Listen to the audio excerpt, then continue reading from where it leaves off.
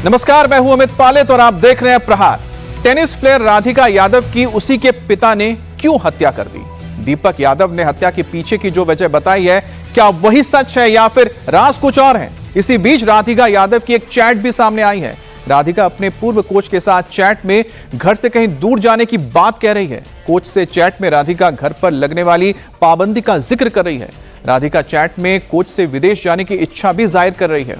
Chat में राधिका बता रही है कि घर में काफी रेस्ट्रिक्शन है, कुछ टाइम एंजॉय करना चाहती है, इंडिपेंडेंट रहना चाहती है। राधिका दुबई या फिर ऑस्ट्रेलिया जाने की प्लानिंग कर रही थी। पुलिस इस चैट को भी अब लेकर आगे गंभीर है और जांच कर रही है। तो ये वो चैट है जो राधिका और उनके पूर्व कोच के बीच में आई है, जिसमें राधिका बता रही है कि वो परेशान है, वो घर के अंदर रेस्ट्रिक्शन से परेशान है, वो कुछ वक्त तक इंडिपेंडेंट रहना चाहती है, वो विदेश जाना चाहती है। हमारे साथ संवाददाता कुमार सोनू जुड़ गए हैं। कुमार सोनू, ये चैट तो काफी कुछ बताने के लिए मुझे लगता है कि अहम है कि किस तरह से मानसिक रूप से राधिका कहीं ना कहीं घर के अंदर एक बंधक की तरह महसूस कर रही थी, और इसी बात का जिक्र उन्होंने अपने इस चैट में किया है, जहां पर वो जाहिर कर रही हैं कि वो रेस्ट्रिक्शन में है और वो फ्रीडम चाहती है, आजादी चाहती हैं। देखिए, बिल्कुल इस चैट से इस बात को तो बिल्कुल नकारा नहीं जा सकता कि राधिका ने अपने कोच को इस बात का जिक्र किया था कि यहां पर बहुत रिस्ट्रिक्शंस हैं और वो बाहर जाना चाहती है। वो कई कंट्रीज का जो है उसमें जिक्र कर रही है, जिसमें दुबई भी है, ऑस्ट्रेलिया भी है। फिलहाल हमारी उनके एक और कोच जो अंकित हैं, जिन्होंने तकरीबन 4 महीने उसे ट्रेन किया, उससे बात हुई तो उनका साफ तौर पर यह दावा था कि हमेशा जब भी राधिका उनकी एकेडमी में खेलने के लिए आती थी तो 4-5 घंटे 6 घंटे वो खेलती थी। तो उस दौरान जो राधिका के पिता हैं दीपक यादव, वो हमेशा एकेडमी के बाहर गाड़ी में उसका इंतजार करते थे 4-4 6-6 घंटे। जबकि एकेडमी से, जहां पर मैं खड़ा हूं, इस एकेडमी से महज 10 मिनट की दूरी पर ही राधिका का घर है। अगर दीपक यादव चाहते तो राधिका को ड्रॉप करके और वापस घर जा सकते थे, 4 घंटे बाद 5 घंटे बाद वापस भी आ सकते थे। लेकिन हमेशा अंकित का कहना है कि वो बहुत पॉजिटिव रहते थे उसकी खेल को लेकर, उसके टेनिस को लेकर, उसकी परफॉर्मेंस को लेकर। ऐसे में एकेडमी खोलने को लेकर विवाद पर अपनी बेटी को गोली मारना, अंकित का साफ तौर पर कहना है कि यह डाइजेस्ट नहीं हो रहा था। हालांकि पुलिस इन्वेस्टिगेशन पर वो सवाल नहीं उठा रहे हैं, लेकिन उनका साफ तौर पर कहना है कि जिस तरीके से अभी इन्वेस्टिगेशन चल रही है, इसमें जो है सारी चीजें क्लियर होनी चाहिए। तो पुलिस भी जो है अलग अलग एंगल्स को लेकर जांच कर रही है, क्योंकि ये हमने पहले ही क्लियर कर दिया था कि 2 करोड़ रुपए से ज्यादा जो है दीपक यादव ने अपनी बेटी के ट्रेनिंग पर, एकेडमी पर खर्च किया था। उसके बाद उसे जहां पर भी जाना होता था खेलने के लिए, चाहे वो हरियाणा में खेले या दिल्ली खेले या फिर किसी और स्टेट में खेले, तो हमेशा दीपक यादव साथ रहते थे। अंकित का भी ये साफ दावा है कि जब भी उन्होंने राधिका यादव को देखा तो वो हमेशा अपने पिता के साथ होती थी, कभी अकेले नहीं देखा। उनका साफ तौर पर कहना था कि कभी मुझे याद नहीं कि वो अकेले कभी आई हो। सुनो, जैसा आप बता रहे हैं कि उनके एक और कोच अंकित ये बता रहे हैं कि हमेशा उनके पिता साथ रहते थे, इससे तो जाहिर होता है कि पिता प्रोटेक्टिव थे, और आमतौर पर देखा गया है कि जो पिता होते हैं अपनी बेटियों को लेकर प्रोटेक्टिव होते हैं। लेकिन यहां पर जो राधिका के चैट है वो तो ये बता रहे हैं कि जो प्रोटेक्टिव था या ये प्रोटेक्शन था, ये बहुत ज्यादा था। तभी तो वो महसूस कर रही थी कि वो आजादी चाहती है, फ्रीडम चाहती है, रेस्ट्रिक्शन ज्यादा हो रहे हैं उनके जीवन में। अब गुरुग्राम पुलिस राधिका के पिता से पूछताछ कर रही है और ये आज दीपक यादव को कोर्ट में पेश करेगी। कोर्ट में दीपक की रिमांड मांगी जाएगी। इस बीच पुलिस की पूछताछ में दीपक यादव ने बड़ा खुलासा किया है। दीपक यादव ने पुलिस को बताया है कि पिछले 15 दिन से वो सोया नहीं था, घर में बेचैन घूमता रहता था, घर में किसी से बात तक नहीं करता था। राधिका उसकी काउंसलिंग भी करती थी। कुछ वक्त पहले दीपक के दबाव में चलते राधिका ने अपने सोशल मीडिया अकाउंट को भी डिलीट कर दिया।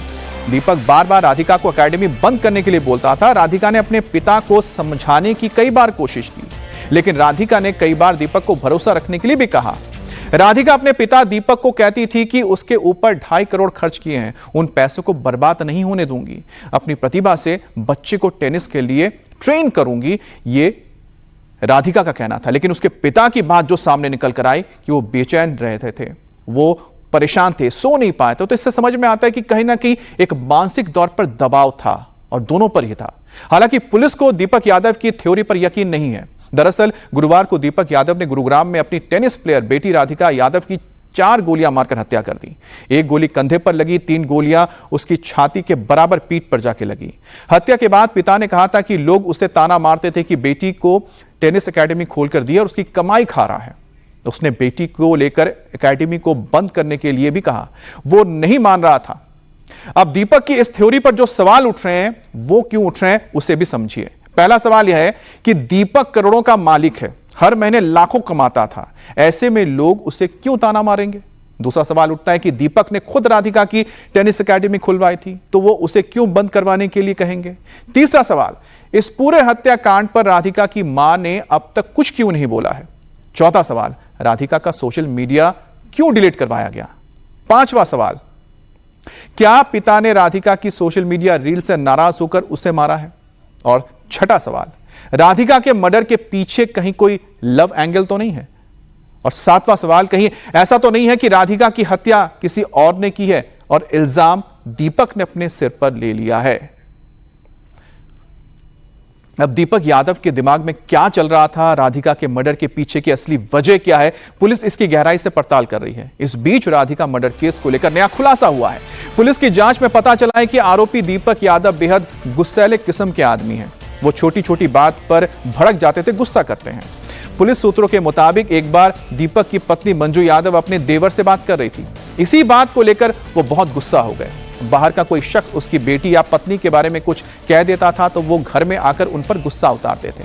अब देखिए, ये जो बात निकलकर सामने आई उससे समझ में आता है कि वो ओवर प्रोटेक्टेड थे घर की महिलाओं के लिए, चाहे उनकी पत्नी हो या फिर उनकी बेटी हो।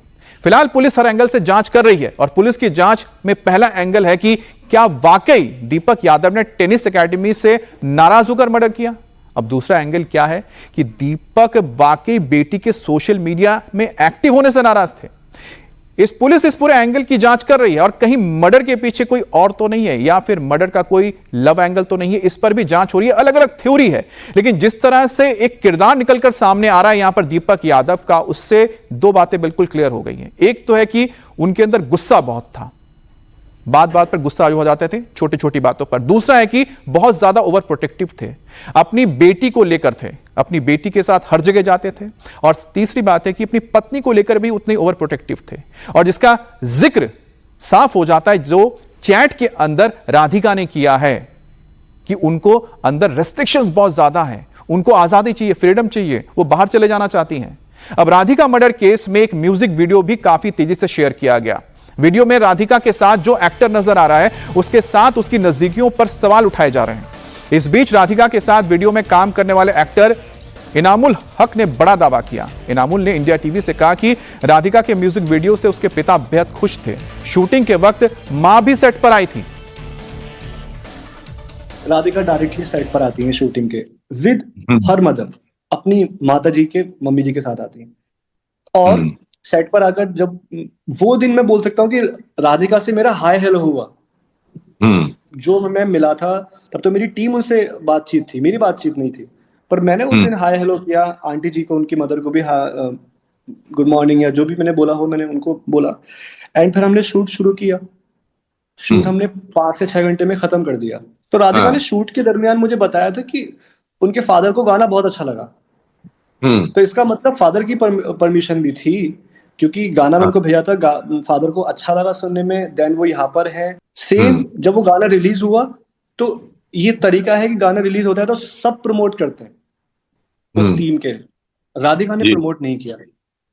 राधिका ने, ये नहीं बोलूंगा प्रमोट नहीं किया, थोड़ा सा उसने कोलैब एक एक्सेप्ट कर लिया, एक स्टोरी लगा दी, वो भी बहुत दिन बाद। मैंने बोला राधिका म्यूजिक वीडियो खराब लगी क्या आपको, मैंने ऐसे पूछा तो बोली नहीं मैं कुछ चीज में बिजी हूँ। तो मैंने उसकी एक स्टोरी देखी कि उसके दादाजी नहीं रहे। तो मुझे लगा कि ओके, राधिका के ग्रैंड फादर नहीं रहे हैं, ये वजह है, और जो कि जेन्युइन वजह है, इसलिए इसने प्रमोट नहीं करा। अब देखिए, इनामुल ने जो बातें कही हैं उससे दो चीजें साफ हो गई कि परिवार को पता था कि राधिका इस म्यूजिक वीडियो में जा रही हैं, और दूसरी बात यह है कि राधिका ने उसके बाद इसे प्रमोट नहीं किया। उसके बाद क्या हुआ यही सुलझाना है कि क्यों उसने प्रमोट नहीं किया। एक तो वजह बताई, घर में डेथ हुई है, लेकिन क्या उसके अलावा भी कोई वजह रही होगी। राधिका के साथ उसका सिर्फ एक प्रोफेशनल रिश्ता था इनामुल के साथ, जो कहा गया है, और साथ ही कोई भी इन दोनों के बीच कनेक्शन नहीं था। वो इतनी पुरानी म्यूजिक वीडियो और राधिका के बिना कुछ बोले मैं इसको डिलीट भी कर रहा हूं, कोई इशू नहीं। राधिका ने मुझे कुछ शेयर भी नहीं किया, मैंने उसको हाइड करके रखा। अब आप सोचें, उसके बावजूद भी ये बात उस पे क्यों आई क्योंकि अभी तो कुछ बचा ही नहीं इंटरनेट पर। अब जाके मैंने उसको आर्काइव को विजिबल किया है, वो जो चीजें हैं, तो कोई और वजह हो सकती है, पहला पॉइंट तो मैं ये बोलूंगा। दूसरी बात ये बोलूंगा कि एक म्यूजिक वीडियो था, ना कोई रील बनाई हमने, ना कोई प्रमोशनल एक्टिविटी की। तीसरी बात कि मॉम डैड के बारे में उसने मुझे बताया और मॉम साथ में थी। और फोर्थ बात ये बोलूंगा कि पहली हमारी मुलाकात हुई टीम के साथ हुई, कई सारे लोग। दूसरी मुलाकात हुई तब भी टीम के साथ हुई, जिसमें सब लोग थे। तो हमारा जो ताल्लुकात है वो बिल्कुल प्रोफेशनल, मतलब सिर्फ काम से काम वाली। आप कितनी बार राधिका से मिले हैं? 2 बार। अब देखिए, क्योंकि जमाना डिजिटल है और फोन सबके पास है, तो फोन के जरिए बहुत आसानी से यह पता लगाया जा सकता है कि आखिरकार राधिका के साथ एनामुल के क्या वाकई में कुछ संबंध थे या नहीं थे। क्योंकि जैसा एनामुल ने कहा कि उनका सिर्फ प्रोफेशनल था, 2 बार मिले थे। इसके अलावा भी उनके जो भी चैट्स रहे होंगे वो आसानी से दुनिया के सामने आ सकते हैं और साथ ही साथ वो पुलिस उसको छानबीन कर सकती है। इसी से काफी कुछ क्लियर हो जाएगा दीपक यादव जो दावा कर रहे हैं उसमें कितनी सच्चाई है। क्या दीपक यादव उन लोगों के साथ तीनों से तंग आकर बेटी को मारा है? क्या दीपक के मौसेरे भाई ने बड़ा खुलासा जो किया, दीपक के मौसेरे भाई ने कहा कि उसके पास पैसे की कोई कमी नहीं थी, दीपक को राधिका के टेनिस खेलने से कोई दिक्कत नहीं थी, क्योंकि वो तो खुद बचपन से राधिका को टेनिस खेलने ले जाते थे। अब दीपक ने खुद राधिका के टेनिस एकेडमी भी खुलवा दी, तो उसके बाद उसे बंद करने के लिए क्यों कहेंगे? यह बहुत ही एक जेन्युइन सवाल है जो उठाया जा रहा है। उधर राधिका जहां बच्चों को टेनिस खेलना सिखाती थी, वहां भी लोगों ने यही बताया कि वो अपने लाइफ में बेहद खुश थी। राधिका खुशी खुशी टेनिस एकेडमी चला रही थी। टेनिस एकेडमी के केयरटेकर तनु ने इंडिया टीवी से कहा कि राधिका पिछले 1 महीने से बच्चों को टेनिस सिखा रही थी और इस दौरान उसके पिता एक बार भी वहां नहीं आए। राधिका यादव हत्याकांड मामले में एक जो सबसे अहम कड़ी है वो है ये टेनिस कोर्ट, ये टेनिस एकेडमी, जहां पर राधिका यादव जो है वो ट्रेनिंग देती थी और यहां पर जो है वो ट्रेनिंग देती थी। और बताया जा रहा है कि इसी को लेकर बाप बेटी के बीच में विवाद था, जो पुलिस की शुरुआती जांच में सामने आया। फिलहाल यहां के केयरटेकर हैं, इनसे हम बात करते हैं। क्या नाम है आपका? तनु सर। तनु, तो तनु ये बताइए कि राधिका यादव यहाँ पर यहीं पे सिखाती थी ट्रेनिंग? हाँ जी सर। हाँ, कितने टाइम से वो यहाँ पर टेनिस सिखा? 1 महीना हुआ होगा, 1 महीना या 25 दिन। तो ये बताइए, कभी उनके राधिका के पिता को यहाँ पर आपने देखा? नहीं सर, वो कभी नहीं आए यहाँ पे। और जब वो टेनिस सिखा रही होती थी बच्चों को, तो खुश रहती थी या फिर किसी तरह की कोई? एकदम खुश रहते थे, मतलब बोलचाल भी सही था। हाँ। वो मतलब बोलने चालने में सही थे, कोई वैसा नहीं, मतलब कुछ भी काम होता था तो भैया करके बुला दी, तनु भैया मेरी बात सुन लो, मेरा काम करके और आप चले जाओ। हाँ। तो दरअसल ये तनु है जो कि यहाँ के केयरटेकर हैं और आप तस्वीरें देखिए कि ये पूरी एकेडमी है जो कि तनु यहाँ पर टेनिस सिखाती थी और इसी एकेडमी को लेकर बाप बेटी के बीच में बताया जा रहा विवाद था और इसी के चलते जो है गुरुवार को सुबह तकरीबन 10:30-11 बजे के करीब दीपक यादव जो कि राधिका यादव के पिता हैं, उन्होंने जो है अपनी बेटी को अपने ही घर में 3 गोली मारकर उसकी हत्या कर दी। और पूरी हत्याकांड के समय में जो है राधिका की जो मां है, राधिका यादव की जो मां है, वो भी उस वक्त घर में मौजूद थी। इस वक्त हम दीपक यादव के गांव वजीराबाद में मौजूद है। गुड़गांव के कुछ गांव के लोग हैं, उनको जानकार, उनसे बात करते हैं। आपका नाम क्या है सर? राकेश यादव है जी। अच्छा राकेश जी, आप परिवार को जानते ही होंगे क्योंकि आपके गांव के ही जाहिर सी हाँ जी, परिवार को खूब जानते हैं। वो ये कह रहे हैं कि उनको ताने दिए जाते थे गांव के लोगों की तरफ से कि भाई वो बेटी की कमाई खा रहे हैं, इसमें क्या सच्चाई है? नहीं, ऐसा तो आदमी नहीं है, पैसा नहीं होगा, अच्छा आदमी है वो, तो शुरू से पैसे, उनके पास पैसे कभी नहीं है। हाँ, शुरू ऐसे तो कोई बात ही नहीं। आपको क्या लग रहा है कि ये जो बातें कही जा रही कि भाई गांव के लोग तो आप सभी लोग हैं, कभी सुना कि भाई उनको? ऐसा कुछ नहीं, उनके पास प्रॉपर्टी बहुत है, कमाई भी बहुत है, किराया विराया का साधन है, कोई ऐसी बात नहीं है। वो गलती बोले, किस लिए गलत बोले? बच्चे अपने यहाँ पर टैलेंट सभी अपने जो भी है करते हैं, सही है। जिसने बोला भी वो गलती बोले। भाई क्यों कमाई कौन खाता है बता? कोई लड़के कोई कमाई नहीं खाता। परिवार मजबूत है आर्थिक तौर पे। हाँ। और अब बात करते हैं उत्तर प्रदेश के बलरामपुर में अवैध धर्मांतरण के मास्टरमाइंड जलालुद्दीन उर्फ झांगुर बाबा पर हुए एक के बाद एक खुलासे की। इस बीच सीएम योगी ने झांगुर बाबा पर बड़ा बयान दिया है। योगी ने कहा है कि बलरामपुर में धर्मांतरण की साजिश की गई, धर्मांतरण करवाने वालों को बख्शा नहीं जाएगा, धर्मांतरण करवाने वालों पर बड़ी कार्रवाई हुई है। सीएम योगी ने बाबा झांगुर के कारनामों का जिक्र करते हुए कहा कि कैसे धर्मांतरण करना है उसने रेड तक कर रखे थे। ऐसे लोग देश का स्वरूप बिगाड़ने का काम कर रहे हैं। आपने देखा होगा किस प्रकार की साजिशें हो रही है। अभी बलरामपुर में एक बड़ी कार्रवाई को हम लोगों ने आगे बढ़ाया। आपने देखा होगा उसने रेट तय किए, यानी कैसे धर्मांतरण के कार्यक्रम को आगे बढ़ाना है।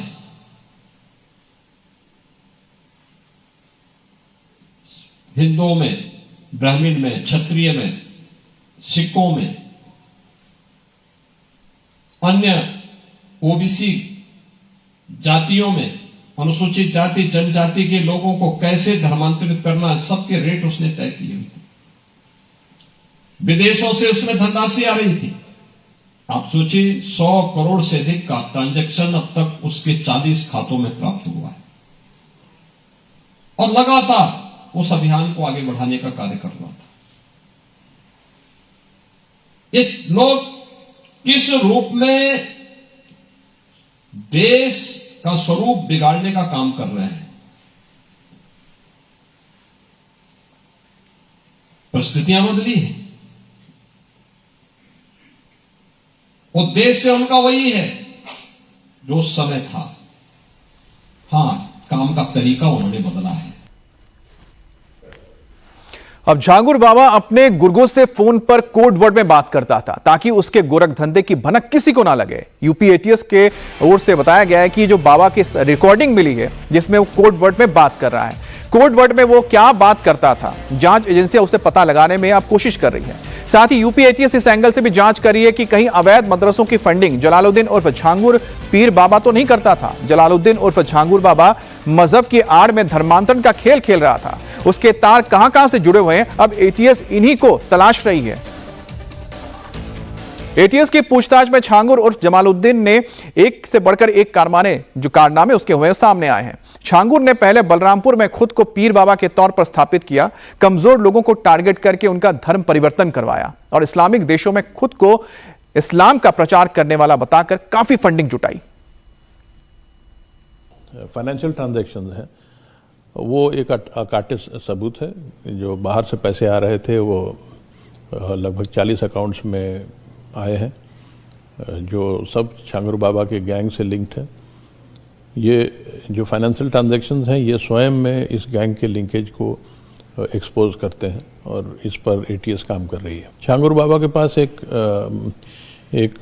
मजार का कवर था और मजार के चढ़ावे के रूप में ये हवाला ट्रांजैक्शंस को प्राप्त कर सकता था। इसको प्रूव करना थोड़ा मुश्किल होगा, लेकिन हर एक एंगल पर एटीएस इन्वेस्टिगेट कर रही है।